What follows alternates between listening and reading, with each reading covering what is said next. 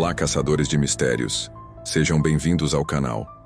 Hoje vamos desvendar uma das lendas mais intrigantes da aviação mundial. Uma história que desafia a nossa compreensão do tempo e do espaço. Preparem-se para conhecer o caso do voo 513 da Varig, o avião fantasma que desapareceu por 35 anos e retornou com um segredo macabro a bordo. Tudo começa em 4 de setembro de 1954. O voo Santiago 513, operado pela companhia Varig, decola de Aachen, na Alemanha.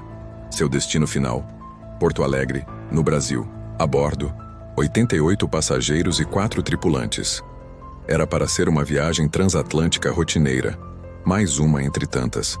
Mas poucas horas após deixar o solo europeu, algo deu terrivelmente errado. A aeronave, um Super Constellation, desapareceu dos radares sobre o Oceano Atlântico. Nenhum chamado de emergência foi recebido, nenhuma mensagem. Apenas um silêncio absoluto. As buscas começaram imediatamente. Equipes de resgate vasculharam o oceano por semanas, mas não encontraram absolutamente nada. Nenhum destroço, nenhum colete salva-vidas, nenhum vestígio de óleo na água. Era como se o avião e todas as 92 pessoas a bordo tivessem simplesmente evaporado no ar. Diante da falta de evidências, as autoridades encerraram as buscas e declararam o voo 513 oficialmente perdido no Atlântico. Para o mundo, foi uma tragédia. Para as famílias, o início de um luto sem respostas, um mistério que perduraria por décadas. A história poderia ter terminado aí, como tantos outros acidentes aéreos não solucionados. Mas o destino, ou talvez algo muito mais estranho, tinha outros planos. Avançamos 35 anos no tempo. Estamos em 12 de outubro de 1989, no aeroporto Salgado Filho, em Porto Alegre. Um dia normal na torre de controle até que um ponto não identificado surge nos radares. A aeronave se aproximava sem autorização e, mais estranho ainda, não respondia a nenhuma chamada de rádio. Os controladores de voo tentaram contato repetidamente em todas as frequências possíveis. Silêncio. O protocolo de emergência foi acionado. Equipes de segurança foram mobilizadas em solo, esperando pelo pior. O avião continuou sua aproximação, descendo de forma suave e precisa, como se fosse pilotado por um profissional experiente. Para espanto de todos, ele pousou perfeitamente na pista, sem qualquer incidente. Mas o que estava na pista era o que tornava a situação surreal. Não era uma aeronave moderna. Era um Super Constellation, um modelo que não era visto nos céus há anos. E na sua fuselagem, as cores e o logotipo da Varig, uma companhia que já não operava mais aquele tipo de avião. As autoridades se aproximaram com cautela. As portas estavam fechadas, as janelas escuras. O silêncio era total. A ordem foi dada para forçar a abertura, e foi aí que o mistério se transformou em puro terror. Ao abrirem a porta, a cena era inacreditável. Todos os 88 passageiros e os 4 tripulantes estavam em seus assentos, com os cintos de segurança afivelados, como se estivessem prontos para o pouso. Mas todos estavam mortos. Não eram corpos em decomposição, como seria de se esperar. Eram esqueletos. Todos os 92 ocupantes do avião eram apenas ossos, como se tivessem morrido há décadas. A imagem era de um filme de horror.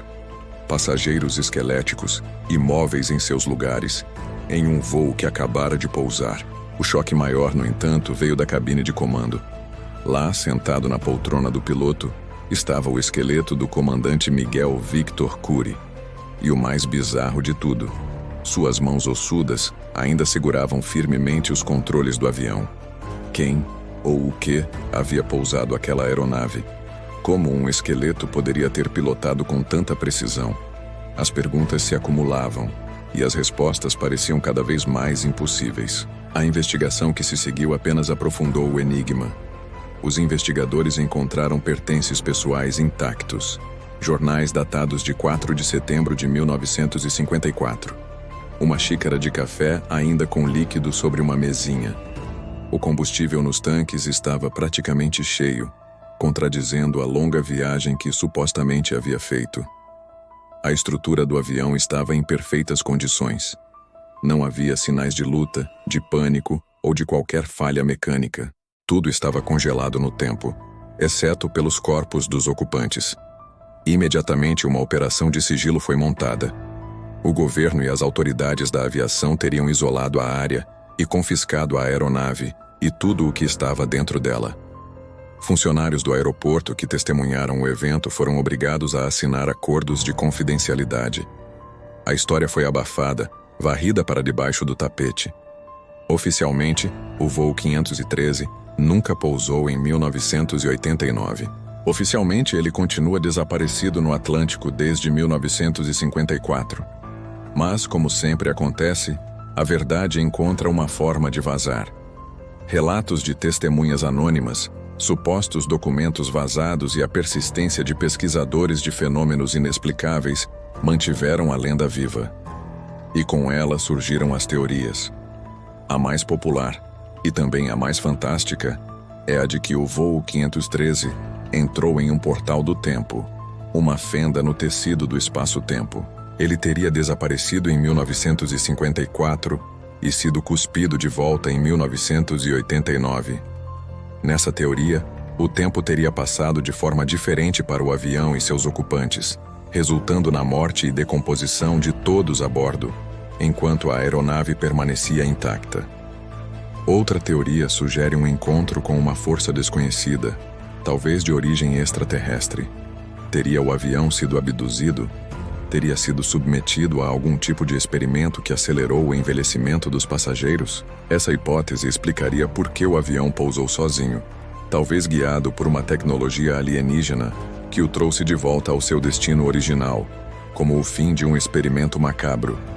Claro, existem os céticos.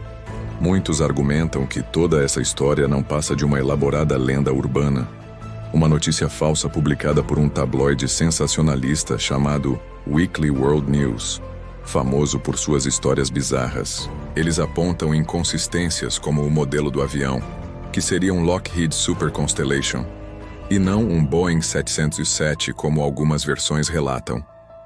E o fato de que a Varig nunca operou voos partindo de Aachen, na Alemanha. Para os céticos, é apenas um conto de ficção, habilmente construído para se parecer com a verdade. No entanto, a ausência de registros oficiais e a negação veemente das autoridades apenas alimentam a chama da conspiração. Por que abafar uma simples notícia falsa? Por que tantos relatos de funcionários do aeroporto de Porto Alegre, que juram ter visto o avião fantasma naquela noite? Há quem diga que a aeronave foi levada para uma base militar secreta, onde continua sendo estudada até hoje. Um segredo de Estado guardado a 7 chaves. Então, o que realmente aconteceu com o voo 513? Foi uma extraordinária viagem no tempo? Um contato com o desconhecido? Ou apenas uma história inventada que saiu do controle? A verdade talvez esteja perdida em algum arquivo empoeirado ou trancada em um hangar secreto. O mistério do avião que desapareceu por 35 anos e voltou com uma carga de esqueletos permanece como um dos maiores enigmas da aviação. Uma história que nos faz questionar os limites da nossa realidade e nos lembra que, às vezes, o universo guarda segredos muito além da nossa imaginação. E você, o que acha que aconteceu? Deixe sua teoria aqui nos comentários. Eu quero muito saber a sua opinião sobre este caso fascinante. Se você gostou de desvendar esse mistério conosco, não se esqueça de deixar o seu like, se inscrever no canal e ativar o sininho para não perder nenhuma de nossas próximas investigações. Muito obrigado por assistir e até a próxima.